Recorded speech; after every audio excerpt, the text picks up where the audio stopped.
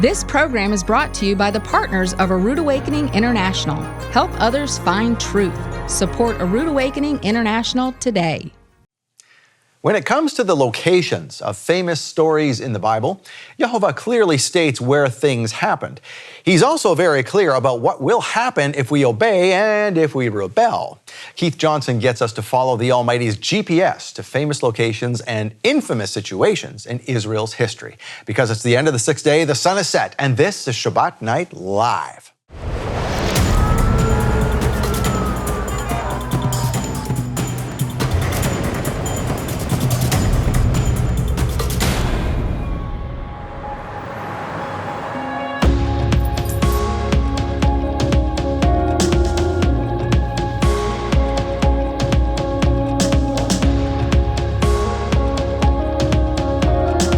As they take this message out into the world.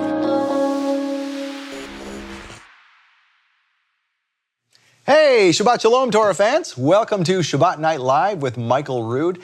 Yom Teruah is next weekend. Got it? Okay, you can watch online. We'll have, or in studio, we'll have Jake Hilton, Steve Siefkin, and Matthew Vanderels here, plus the one and only Michael Rood, who, as a matter of fact, created the astronomically and agriculturally corrected biblical Hebrew calendar.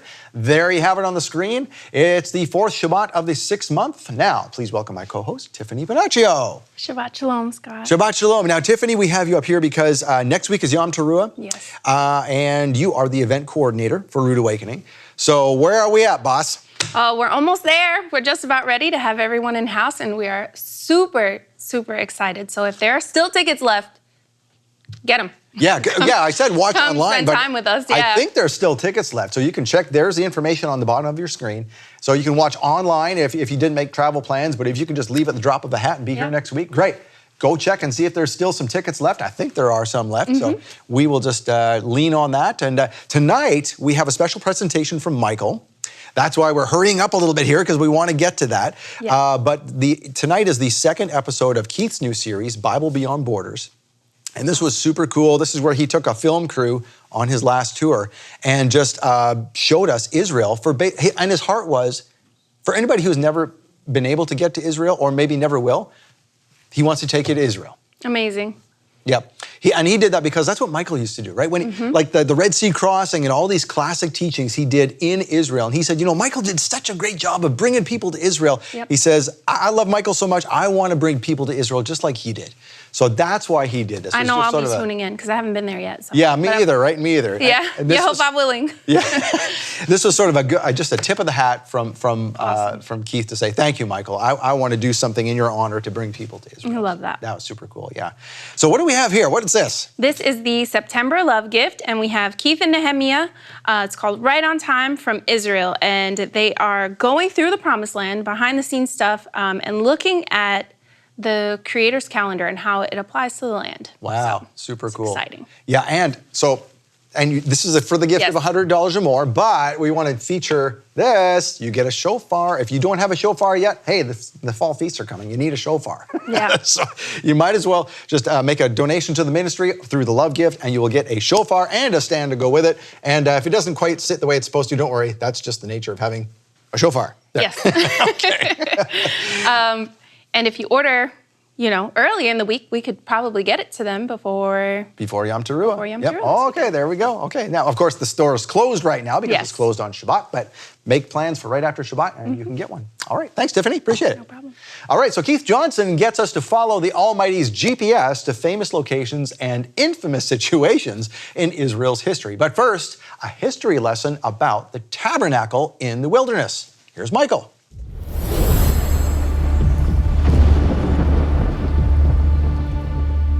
The Almighty offered the congregation of Israel to serve him as a nation of priests and kings, with all the rights, protections, and privileges of royalty, if we would obey all that he commanded. 3 days later, on the day that would later become celebrated as Shavuot, Pentecost, God shouted down 10 commandments from the top of a thundering, flaming mountain.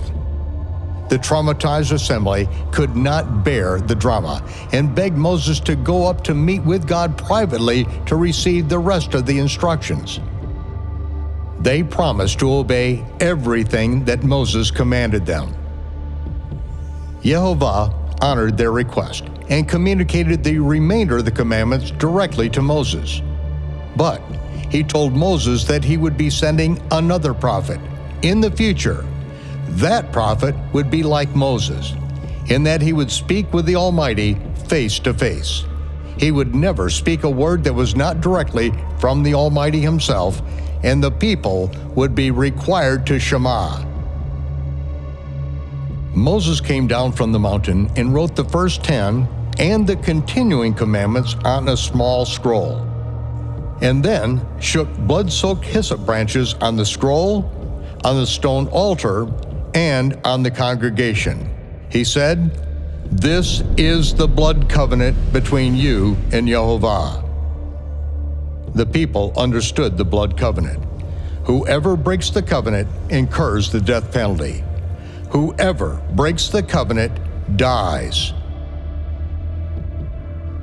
Moses went back up into the mountain for another 40 days of fasting and was given instructions to build the tabernacle and its furnishings according to the pattern he saw in the mountain. In the holy place, the 7-branch lampstand, the altar of incense, and the table of showbread. In front of the tabernacle, the brazen altar of sacrifice, and the brazen laver. And in the Holy of Holies, the Ark of the Covenant, representing the throne of Almighty God. Finally, Moses was presented, as promised, with the 10 Commandments on tablets of stone, written by the finger of God. When Moses descended the mountain, he came face to face with the golden calf, Apis, the bovine god of the Egyptians. Moses was livid. He threw down the stone tablets, breaking them as Israel had broken God's commandments.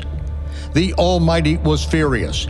He warned, "Stand back, Moses. I'm going to kill them all and start over with you and your family." They have broken the blood covenant. They have broken the very first commandment I shouted from the mountain. "I am YeHoVaH, your God. You shall put no other gods in my face." Moses refused the order to stand aside. Instead, he returned to the mountaintop, and for another 40 days of fasting, he pled for the lives of the people.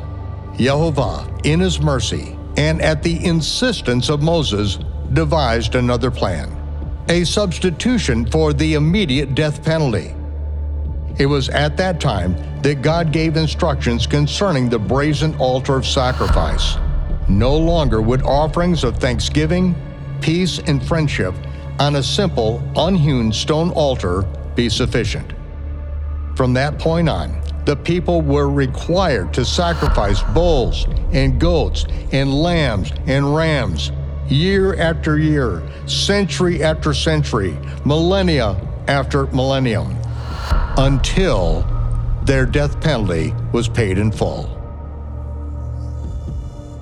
The sin sacrifice on the brazen altar of judgment is a continual and expensive reminder that the death penalty is still owed.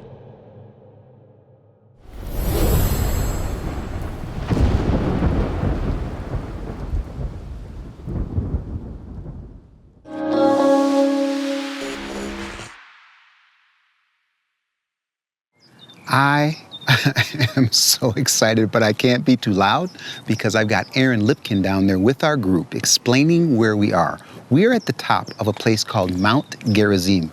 We were just at a place called Mount Ebal. So you got the mountain of curses and the mountain of blessings. We decided to add both because it's just that significant. We've taken the Bible and we have broken the borders. That's what this whole thing is about. The Bible Beyond Borders is we're not being political. We're just going to where the book says things happen. And that's where we're at right now. So what's so important about this? Not only the place of blessing, but from this spot, we look down into an area that's a pretty, I could say, controversial place, Nablus. But in terms of biblical terms, it's called Shechem. And in Shechem is actually the burial place of Joseph.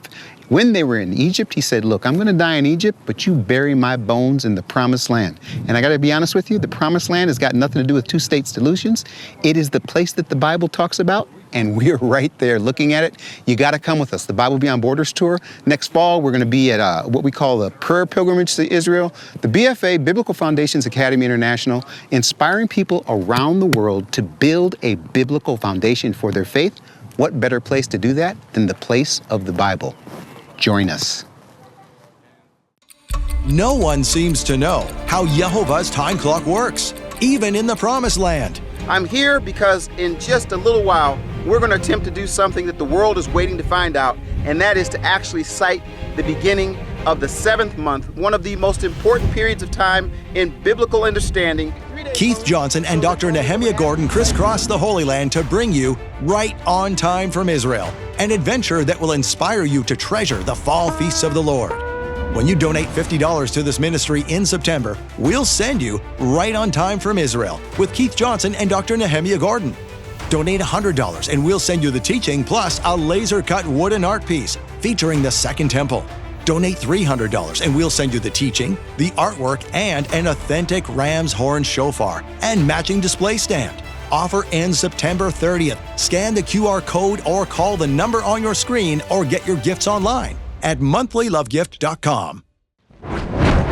Hi, ladies and gentlemen. I'm Ted Clayton. And I'm Michael Rood. And ladies and gentlemen, we got a special thing happening here at the And Rood here Awakening. it is, Ted. What is it? The chronological Gospels are now in Spanish. Yes, the chronological Gospels are now in Spanish. And the Spanish-speaking world is going crazy over the chronological Gospels. But here's the problem. It could cost as much as the book cost to ship it to South America. Oh, yeah. As much as $30 a book, Michael. We need some help on that. If you would prayerfully consider today a donation of $30 to offset the cost of shipping, because folks, in South America, $30 could be half a month or a month's pay. Would you please prayerfully consider giving that $30 today to help ship the chronological Gospels to South America? We need their help. Thank you. Thank you very much. God bless.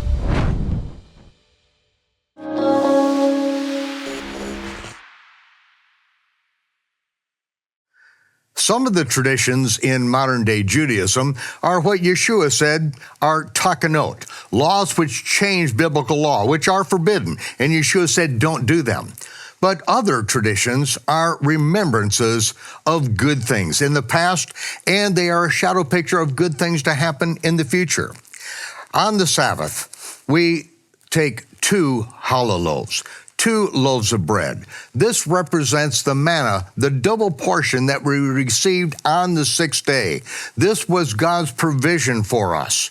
And this is what it continues to mean to us today. When Yeshua, just before his crucifixion, the night before his crucifixion, at the Last Supper that he had with his disciples, he took bread and he blessed, not the bread, he blessed the Most High. And he said, Baruch atah YeHoVaH Eloheinu melech haolam hamotzi lechem min haaretz. And he broke the bread and he said, this is my body, which is broken for you. As often as you do this, remember this. By his stripes, we were healed. And then he took the cup and he said, in the prayer of Melchizedek to Abraham, Baruch atah YeHoVaH Eloheinu melech haolam borei peri hagafen. Blessed are you, YeHoVaH, our God, King of the universe, creator of the fruit of the vine. And Yeshua said, this, what you have been doing for 1,000 years from the time of Abraham, this represents the renewed covenant in my blood. This is how I will pay for the broken covenant. I will pay the death penalty and do this until I come.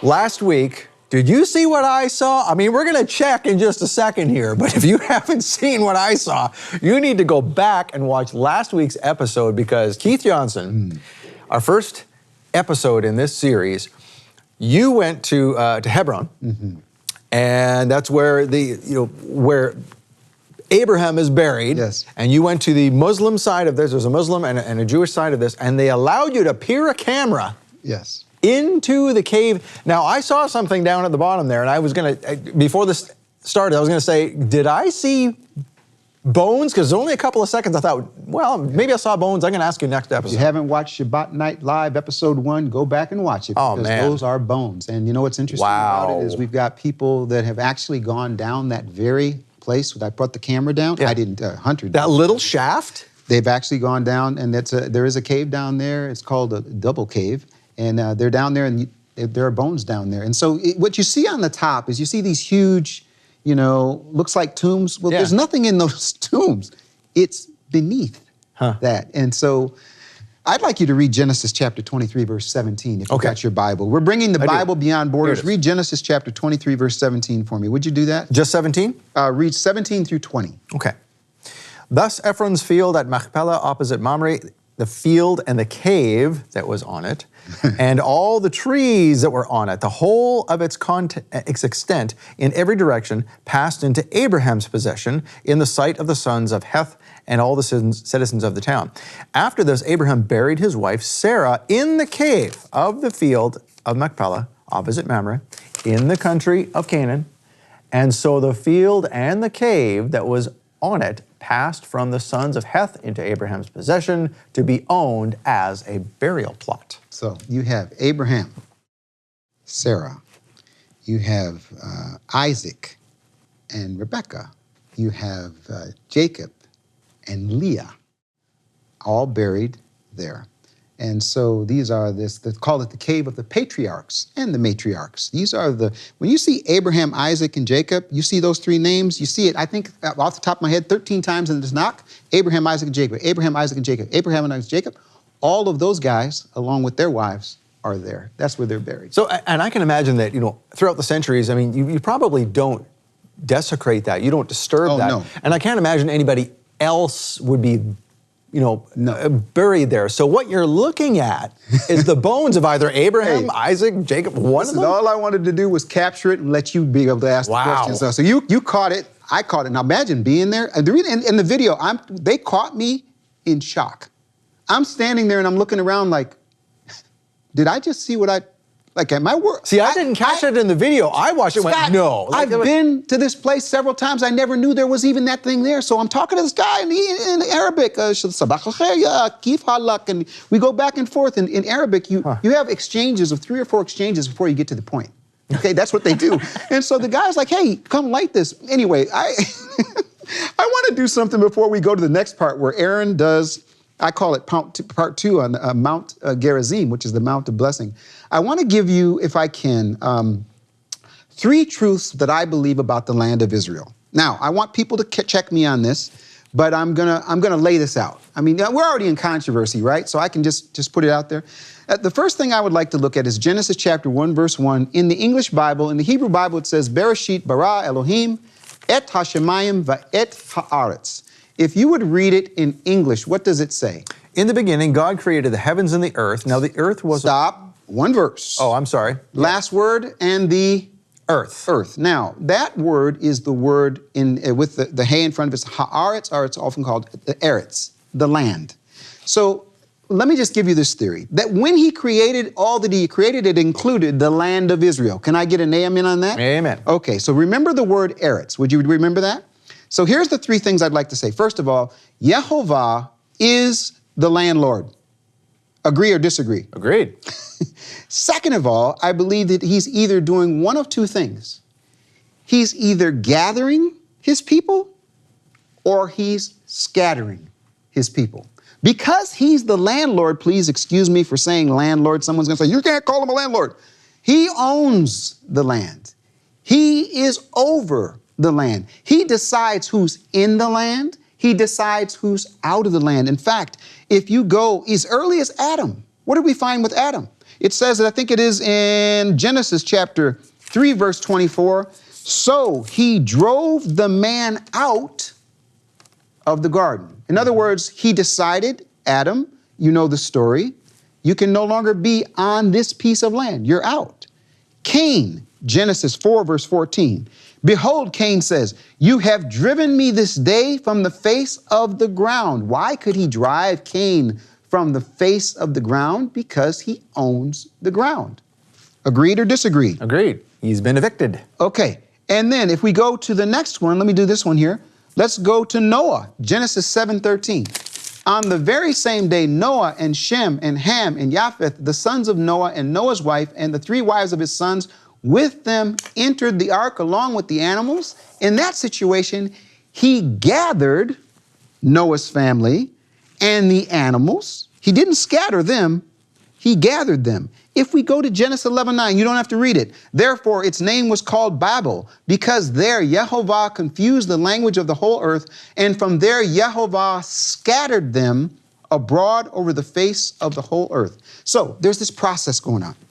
Here's the process. He's either gathering or he's scattering. Abraham, Isaac, and Jacob, he gathered them in Canaan. Agree or disagree? Agreed, yes. Joseph scattered them to Egypt. Agree or disagree? Yep. Joshua gathered them in Canaan. Agree or disagree? Agreed. Israel and Judah scattered to Assyria and Babylon. Agree or disagree? Agreed, yeah. Exiles, under Ezra and Nehemiah, they were gathered in Israel. I love this one. This is a tough one. The Jews of Judea, at the time of the Romans, were scattered by the Romans. Now, here's the point. If the Father owns the land, does he have the ability to decide what happens with the land? Yeah. Does he have the ability to decide who, what, when, where, why, and how? Yes. This is really interesting. After the Jews were defeated during the Bar Kokhba revolts around 135, they were exiled or scattered from Judea. Say Judea. Judea. The Romans renamed Jerusalem Aelia Capitolina. And this is just mind-blowing to me. And the land of Judea, they also renamed it. What did they rename it? Syria Palestina. With the clear aim to disconnect the Jews from Judea. Name change changes what they hope to be, will connection with the people of Israel. So gathered and scattered. We talked about last week Joshua's altar. Can I read a verse in Deuteronomy 30, verse 3? Here's what it says. So it shall be when all of these things have come upon you, the blessing and the curse, which I have set before you, and you call them to mind in all nations where YeHoVaH your God has banished you, then YeHoVaH your God will restore you, gather, scatter, scatter, gather, restore you from captivity, and have compassion on you, and he will gather. Can you say gather? Gather. Gather you again from all the peoples where YeHoVaH your God has scattered you. Say scattered. Scattered.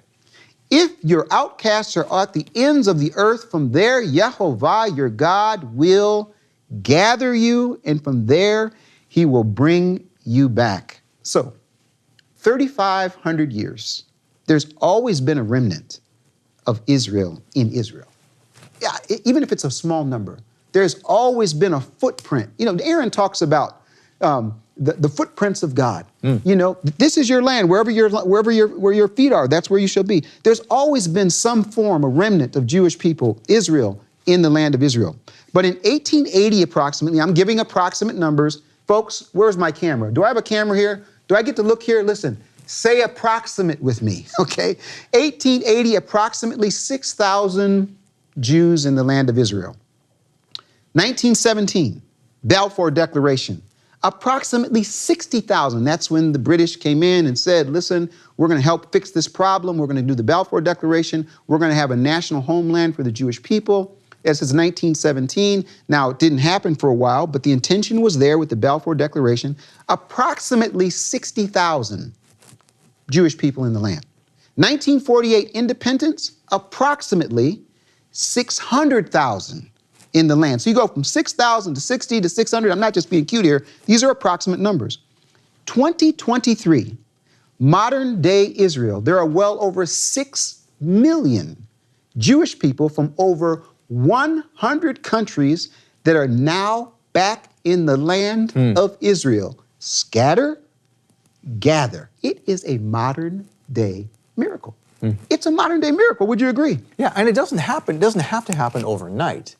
Gather, scatter. Gather, scatter. I mean, he's got a clock. He does his thing. Let me give you Jeremiah 31:10. I tell you what, you look up Ezekiel, look for the book of Ezekiel, chapter 11, and I'm going to read Jeremiah 31:10. You're going to look for Ezekiel, chapter 11, verse 17.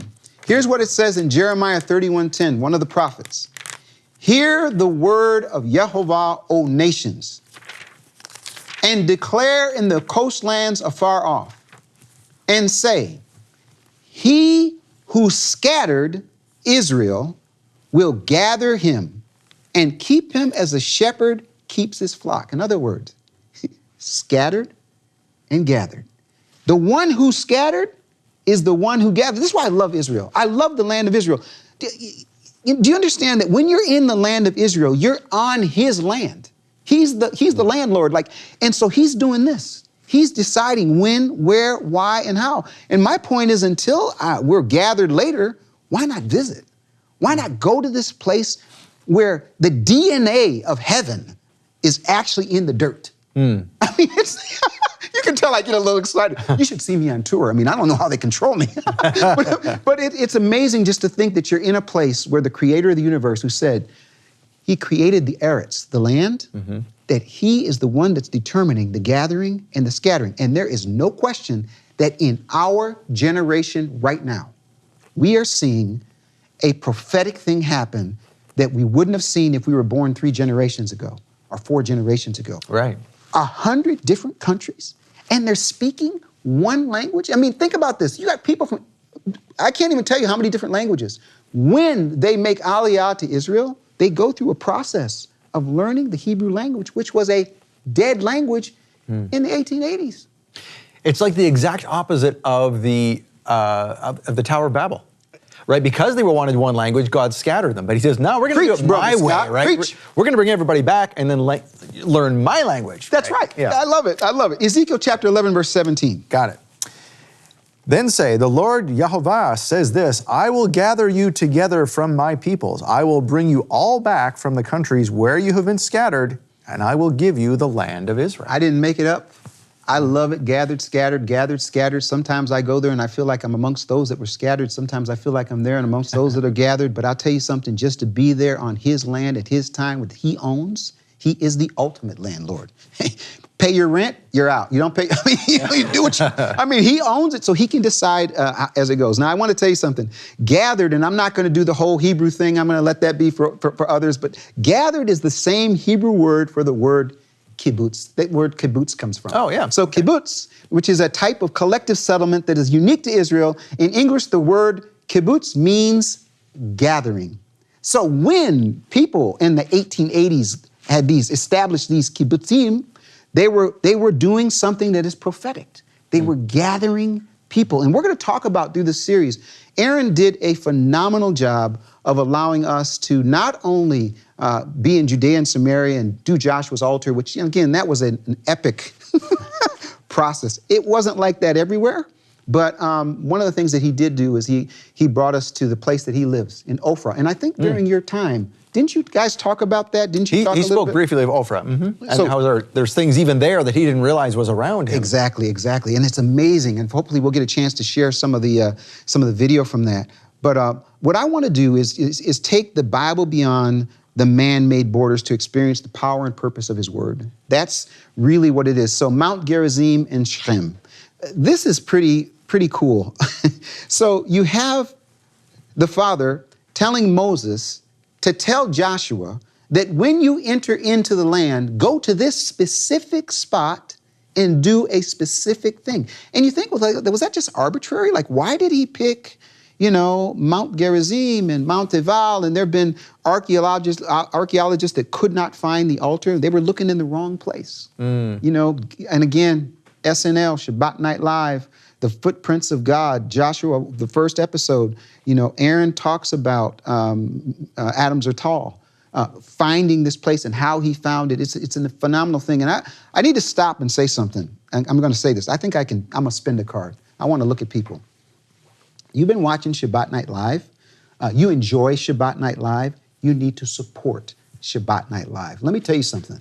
You guys do a phenomenal job. There are people in other countries that know about Shabbat. There are other teachers that would love the opportunity to be here. And it's because Michael had a vision and God gave provision for that to happen. Now, the vision is alive. We need provision to keep doing this. This is an example. What you're watching right now is like free, right? Like on YouTube or something. I mean, it's all out there. It's everywhere and people get to watch it. So again, I want people to support that. And for me, I'm overwhelmed to be able to even come here and share this. But Mount Gerizim and Shechem. So what we're going to do is we're actually going to go to Mount Gerizim, and we're going to let Aaron teach us from that spot because he does a phenomenal job at a really, really important place. And then Shechem, or Shechem, is another place. Now, I have to give you just a little bit of background. He's going to be up on what's called a lookout. It's called like Joseph's Lookout. Because why? If you overlook that place, you see the tomb of Joseph.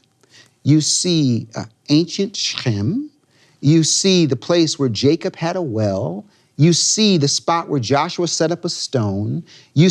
I mean, the history of where he's looking is absolutely, I get the chills just thinking again that we stood there. But I tend to not want to be at the lookout.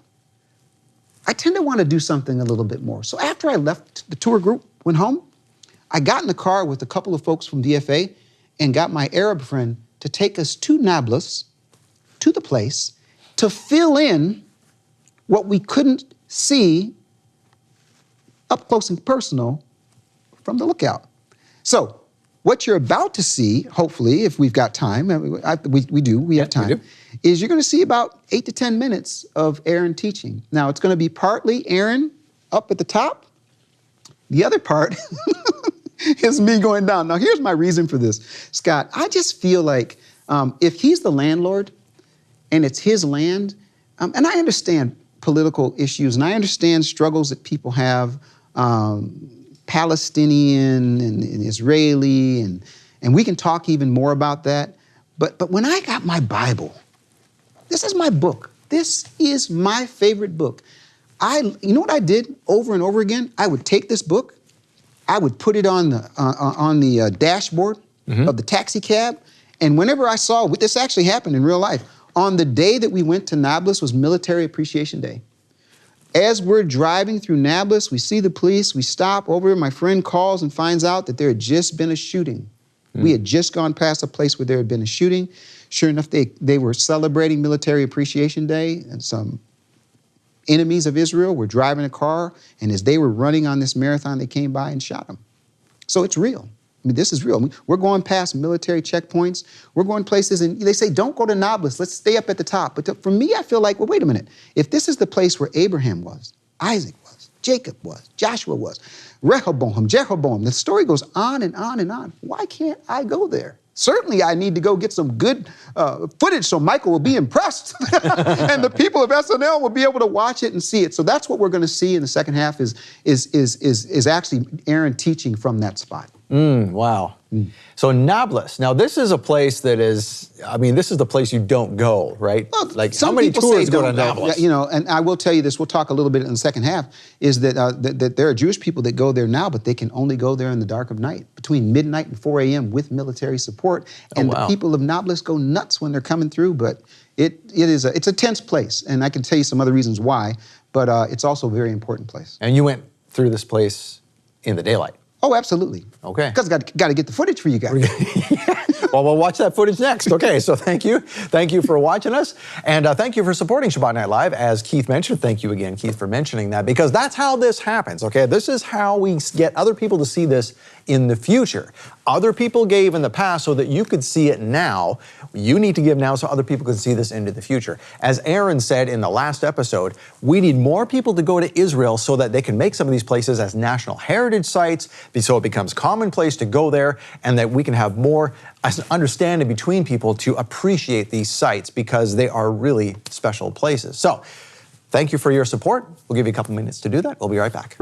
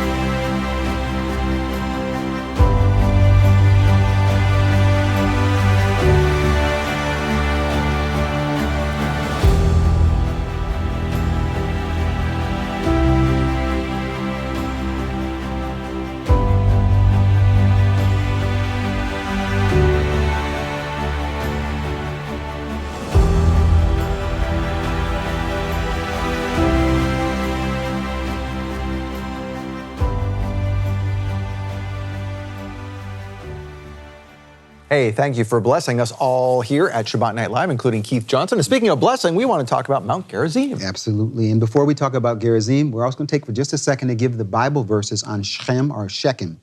Genesis chapter 12, verse 6. Abram passed through the land as far as the site of Shechem to the oak of Moreh.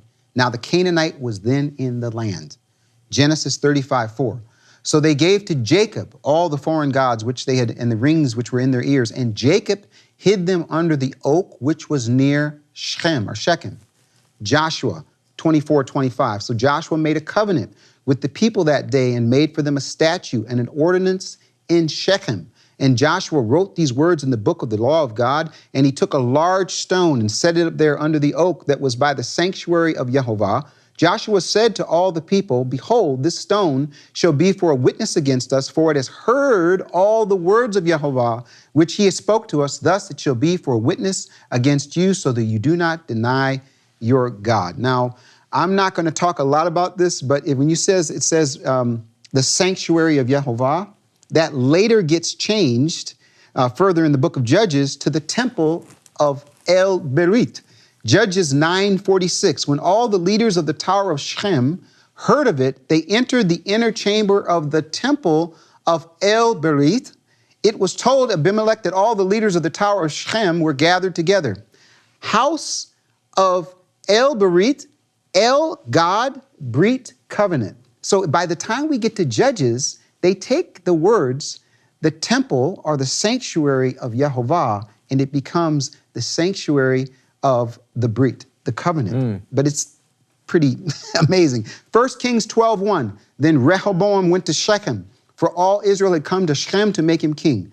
1 Kings 12:25, then Jeroboam built Shechem in the hill country of Ephraim and lived there. We have the son of Solomon, the first king after Solomon, going to this place. It was significant. We have Jeroboam of the northern kingdoms going to this place. It's significant. So we've got Abraham, we got Jacob, we got Joshua, we got these other kings, and there's even more that happens. There's another verse, I think, in Deuteronomy. I want you to read that. Yes, Deuteronomy 11, verses 29 and 30. It reads, "When YeHoVaH your God has brought you into the land which you are to enter and make your own, you shall set the blessing on Mount Gerizim and the curse on Mount Ebal. These mountains, as you know, are beyond the Jordan on the westward road in the land of the Canaanites who live in the plain opposite Gilgal near the oak of Moreh." That's pretty specific. You're so sharp. Most people read those verses and move on. But guess what you just did? You said, wait a minute. It's telling me where to find the mountain. Read verse 30 again. Verse 30 reads. Stop before you read it. Okay. Now this is the Torah. Moses has told them where they got to go. What does he do in verse 30 to make it really clear? These mountains, as you know, are beyond the Jordan on the westward road in the land of the Canaanites who live in the plain opposite Gilgal near the oak of Moreh. It's like, look, I don't know, you just traveled. I think you just went to go see your daughter in Arkansas. Did you use what did you use? I used a GPS. Okay, GPS. Or GPS Apple Maps. What did it tell you? It told me to turn left, go here, and this is where it's going to be. And this verse is biblical GPS. And there's other ones like this. And we're going to talk about it as we go on.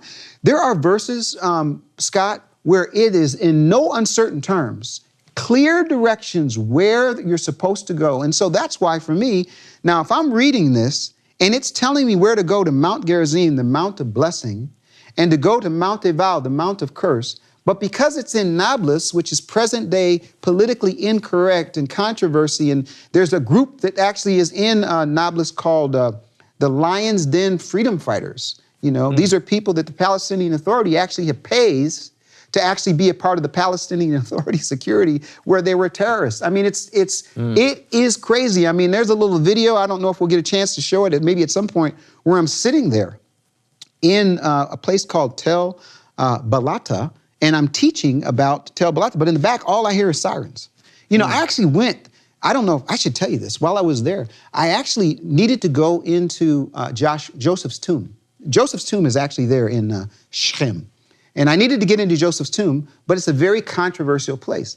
So I went there and I had talked to the Palestinian police and put my arm around them and, handshake and hug and tried to do the same thing that I do with my friends in the Israeli police. But they said, hey, we can't help you. We can't let you in. Why can't you let me in?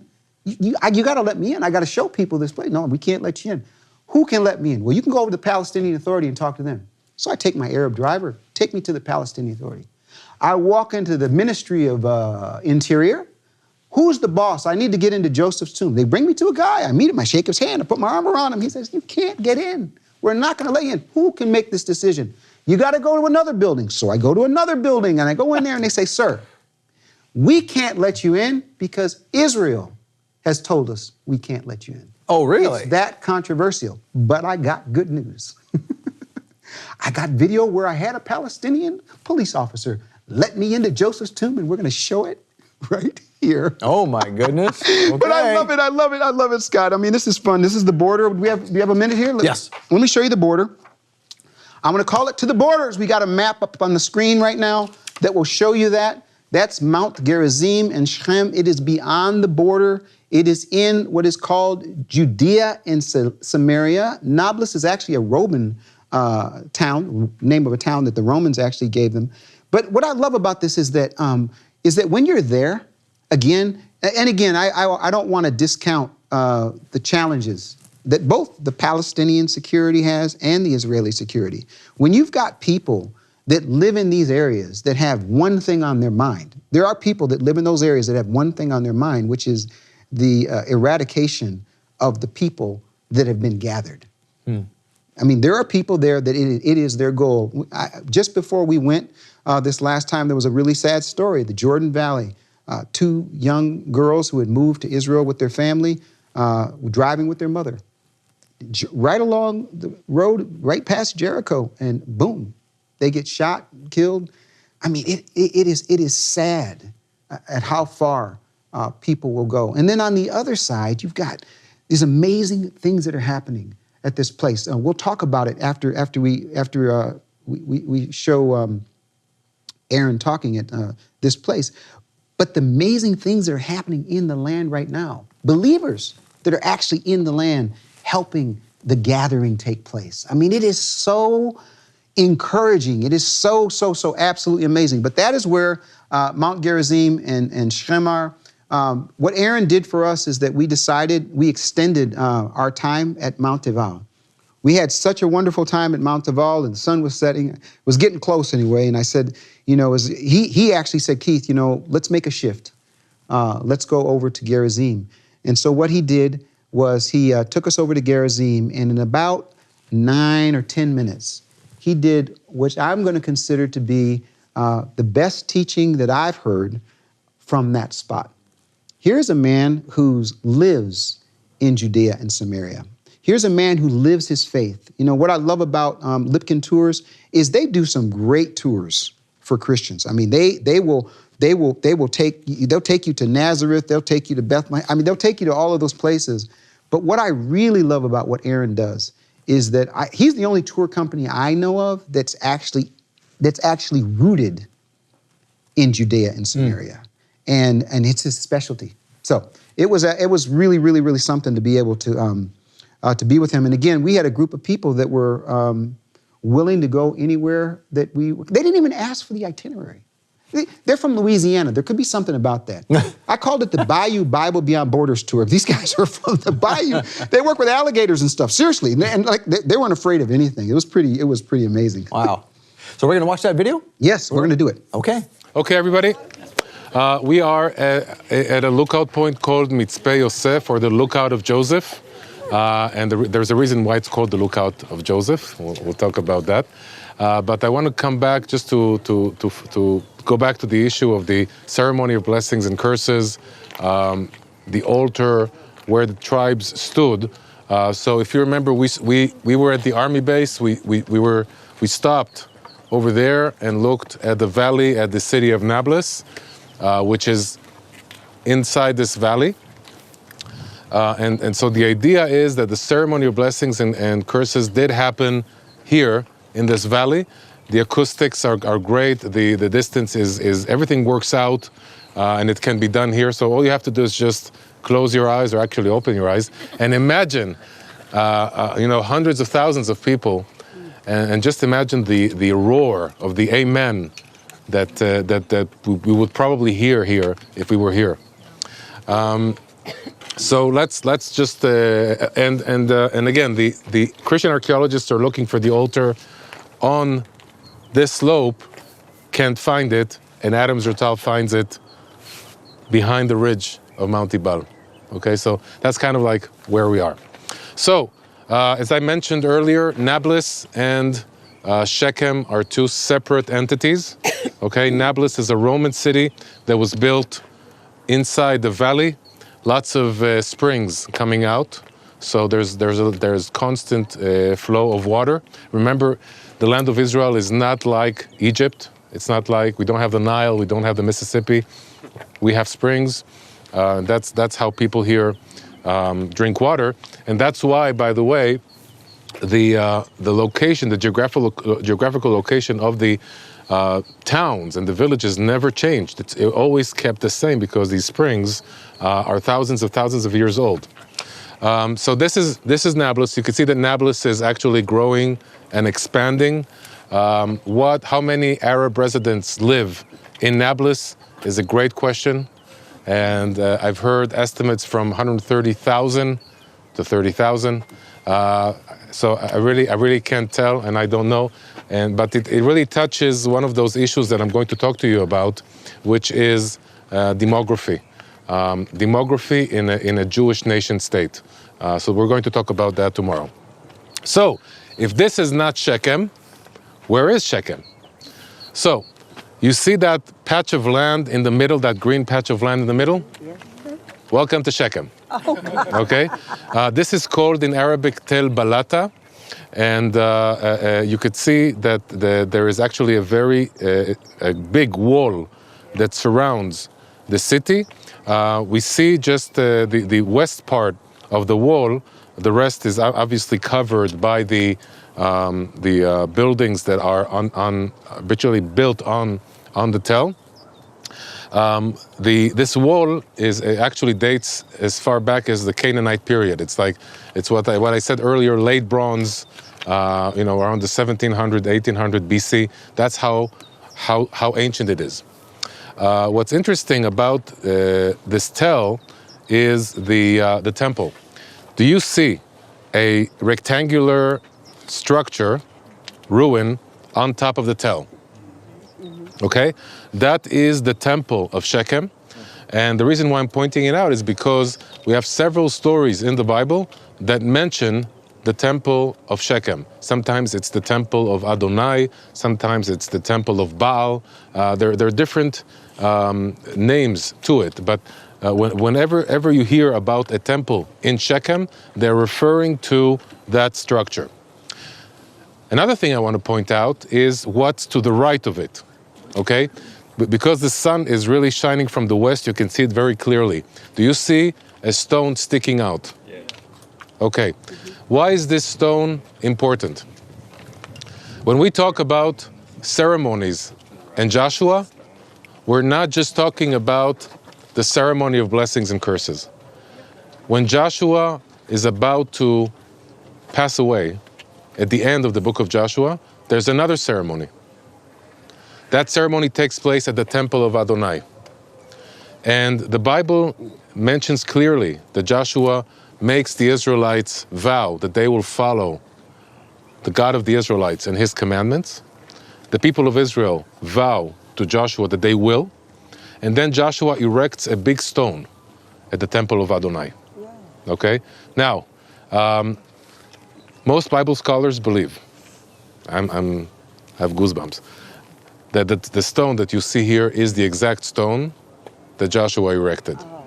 And it was found during the excavations of the temple of Shechem 100 years ago.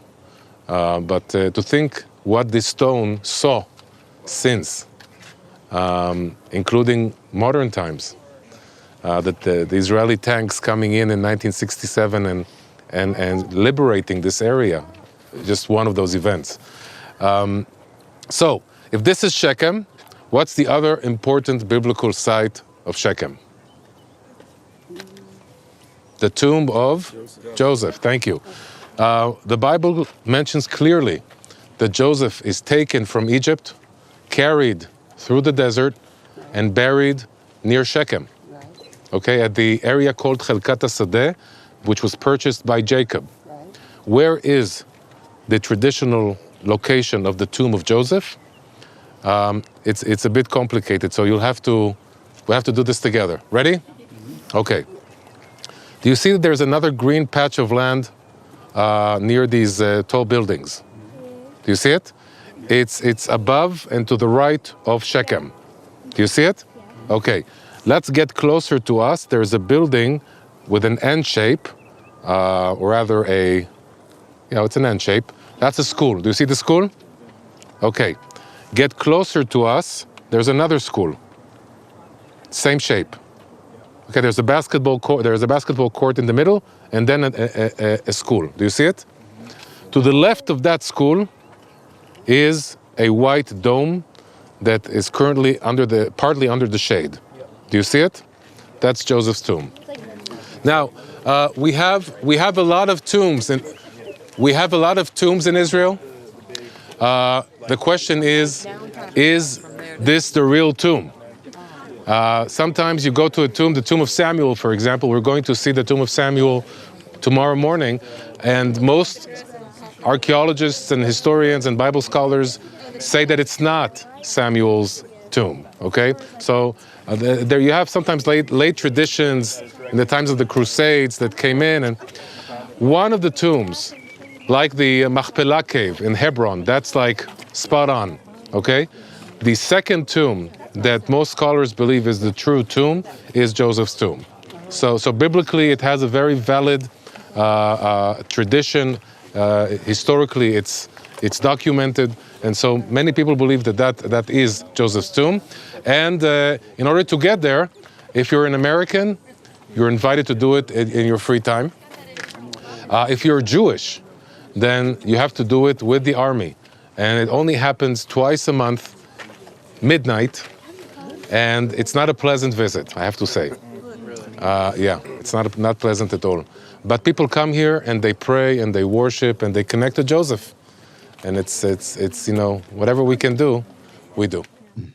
So is that a point of ridicule that they would say only at midnight and 2 times a month? Well, no, I think it's more because there are so many people that absolutely know that this is Joseph's tomb. And so what Israel's trying to do is to accommodate the people that want to be able to get there and also be able to deal with the fact that it is an enclave for a lot of tension. Usually when they go there, like he says, it's not a pleasant trip. He's being really nice about it. Sometimes they get stopped in the middle of the night. There's tires that are burning. There's sometimes the snipers. Oh, wow. Joseph's tomb has been set on fire more than once. There have been riots there. Israel would probably at some time would maybe say, you know, is it worth the hassle to do it? And they'd say, absolutely it is. This is a place that is absolutely significant to this Bible that they believe to be the Word of God. And so it's an amazing place. There's much that we could talk about with this. I do want people to be able to look at Deuteronomy 27:11 through 28:6, where you're reading the curses, their own homework. Read the curses, read the blessing. You'll find that there's a lot of discussion about what happens when we don't do what YeHoVaH calls us to do. I mean, a lot of words, a lot of ink is there. And I think it's worth people, I don't want to rush to be able to do that, but I do think it's very important. We were at Mount Ebal, we were at Mount Gerizim.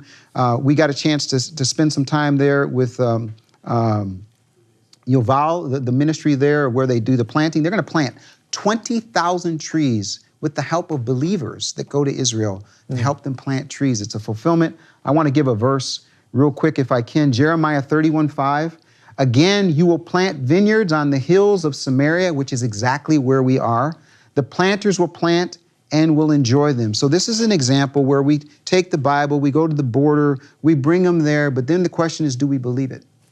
Do we believe that that's actually what's happening? And obviously there's a lot that it's hard to argue with, that the landlord isn't choosing to bless that land and bless the people and to gather. Oh, well, there's a lot more we wanted to talk about today, but we ran out of time, so let's do it next week. We got more. We got more. So you join us next week. Thank you, Keith, for joining us. And we will see you next time on Shabbat Night Live. And until then, Shavua Tov and Shabbat Shalom. Shalom, Torah fans. Give this video a thumbs up and share it with a friend. Tap the subscription button and the bell icon. And I promise to update weekly with in-depth biblical research. Be sure to download the new MichaelRood.tv app for both mobile and home devices for even more commercial-free content.